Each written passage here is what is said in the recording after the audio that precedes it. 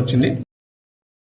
కడప పాత బస్టాండ్ సమీపంలోని అవధూతేంద్ర స్వామి దేవాలయంలో 48వ ఉత్సవాల సందర్భంగా అన్నదాన కార్యక్రమాన్ని ఘనంగా నిర్వహించారు.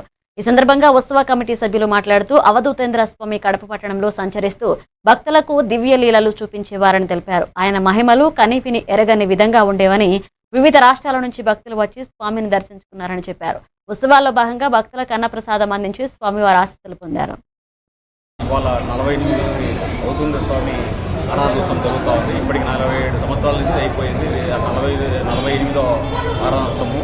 స్వామి 10/4/1978 మహానిర్యాణం జరగడం జరిగింది. అప్పటి నుంచి పట్టణ ప్రాంతంలో ఇక్కడ ఆయన సంచరిస్తూ ఆయన లీలలు సంతోషంగా వారి యొక్క బాధలు అవన్నీ ఇది నివారణమైపోయి ఆయన పట్ల ఎంతో విశ్వాసంగా ఉంటూ ఇవాళ ఆయన ఒక అవధూతగా అన్ని అవధులు దాటి ఒక మన ప్రాపంచ అవధూతగా తిరిగేవాడు.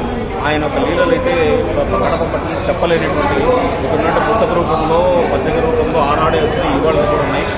ఇవాళ కూడా కొన్ని వేల మంది వచ్చి దర్శించుకొని ఇవాళ కార్యక్రమంలో ఉదయం అభిషేకము, ఆ తర్వాత మళ్ళా కలశం తీసుకొని అక్కడ పాత మన ఎంఆర్ఆర్ దగ్గర నుంచి కలశం తీసుకొచ్చి ఇక్కడ స్వామి గారి